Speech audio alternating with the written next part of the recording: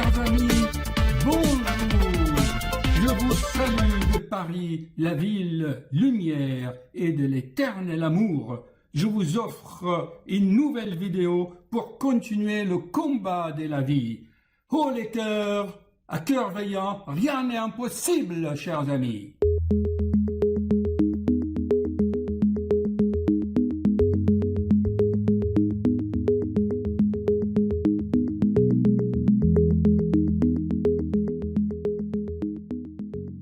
Chers amis, bonjour. Une petite vidéo suite à une consultation par Messenger. Vous savez, je fais des consultations à des milliers de kilomètres. Le fait de regarder quelqu'un en vidéo, on peut discuter, on voit les mimiques du visage, on voit les expressions et je fais pas mal de diagnostics pour aider les autres. Aujourd'hui, c'était une consultation sur les vertiges. Je fais déjà beaucoup de vidéos, chers amis, à propos de ce symptôme qui est une conséquence, chers amis. Les vertiges sont une conséquence d'un ensemble des choses qui se déroulent dans votre corps. La plupart du temps, c'est bénin et ce n'est pas grave. Je vais partager avec vous les déroulements de cette consultation. Voilà, une femme de la quarantaine. J'ai déjà regardé dans les expressions de son visage qu'elle était un peu mélancolique. Elle avait l'air vraiment un peu malheureuse. Elle me dit, voilà docteur, j'ai des vertiges, je suis fatiguée. Je suis allé voir l'oreille. Il m'a fait tous les examens pour les oreilles externes, moyennes, internes. Je suis allé voir le cardiologue. Il m'a pris la tension, debout, couché. Vous savez, chers amis, une des causes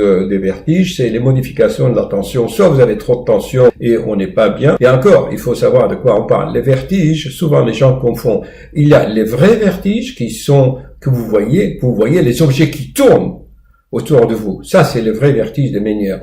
Et puis, il y a les vertiges, en fait, qui sont pas des vertiges, sont une instabilité, comme le bateau qui tangue. Vous voyez? C'est l'instabilité. Ah, docteur, quand je marche, j'ai l'impression que je vais tomber. Ça, c'est une instabilité que les gens appellent des vertiges. Et souvent, l'hypertension ou l'hypotension ou la fatigue peut donner ces symptômes. Et elle m'a dit, le cardiologue m'a dit, oui, tout va bien, l'électrocardiogramme, la tension, il m'a trouvé un peu stressé et il n'a pas détecté des choses graves. Donc, elle a vu l'otorino, le cardiologue, elle a vu son médecin, il lui a fait les analyses au niveau du sang, elle n'a pas de diabète, il n'a pas de montée ni descente du sucre, il n'a pas d'autres perturbations. Donc, je l'ai bien écouté tout en ayant de l'empathie, chers amis. Quand vous avez de l'empathie à quelqu'un, mais par vidéo à des milliers de kilomètres, vous captez des choses. J'ai capté chez cette patiente une souffrance. Je dis, madame, est-ce que, excusez-moi, étant donné que tous les examens sont normaux, maintenant, le problème n'est pas en vous, mais autour de vous.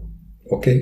Le problème n'est pas en vous, dans ce cas particulier de vertige, d'accord, et de fatigue, et plus ou moins d'un peu de tristesse que j'ai pu détecter, mais elle n'en est pas consciente. Dame, je me répète, le problème, il est autour de vous. Premièrement, votre mari, il dort à côté de vous, il ronfle. Ah oui, docteur, il ronfle. OK. Comme vous connaissez, chers amis, je rentre immédiatement dans le vif du sujet.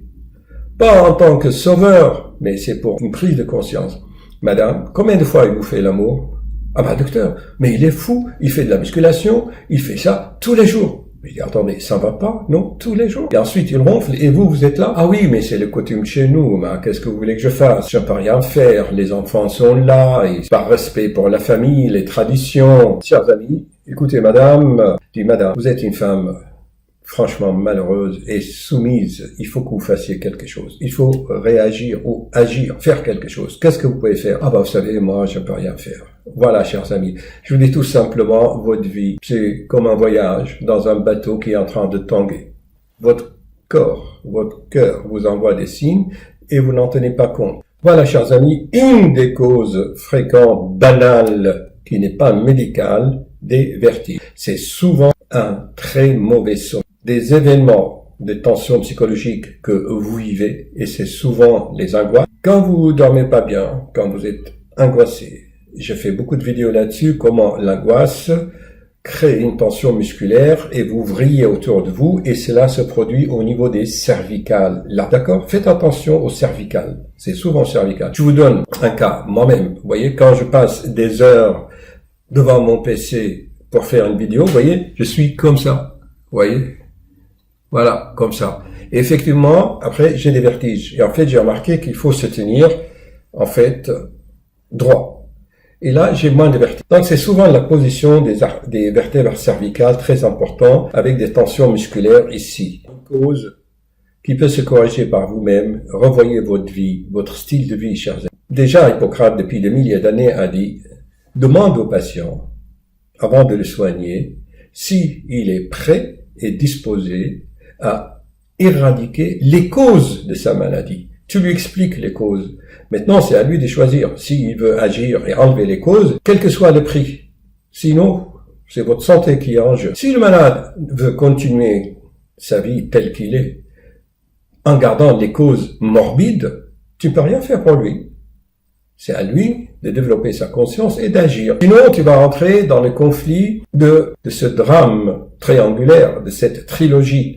Vous savez, je vous avais parlé de triangle de Karpman, sauveur, victime et persécuteur. Vous le trouvez dans d'autres vidéos, je vous mettrai les liens. Donc nous, on ne peut pas, chers amis. Nous, notre rôle, c'est de vous expliquer les causes, que vous preniez conscience des causes. Et c'est à vous de voir si vous voulez changer les causes, les éliminer ou non. Mais ne soyez pas inquiets. Les vertiges, quand le cœur est normal, quand la tension est normale, quand les examens otorhinaux sont normaux, quand la prise de sang est normale. Je ferai encore plein d'autres vidéos sur les vertiges, chers amis, ne vous inquiétez pas, on en a toute la vie pour ça, je le répète souvent. C'est souvent des tensions au niveau des cervicales, voyez votre couchage, votre oreiller, votre compagnon, le ronflement, les conflits, les rapports sexuels, et il y a tellement de choses. Chez les femmes, par exemple, qui perdent beaucoup de sang pendant leurs règles, il manque souvent du fer, chers amis, du fer. Vous le trouvez dans les noix, les dattes, les amandes. Ok, je montrerai plein d'autres liens à ce propos. Allez, éradiquez-moi, s'il vous plaît, les causes, les racines du mal. Pas de compromis. C'est soit 1, soit 0. Souvenez-vous.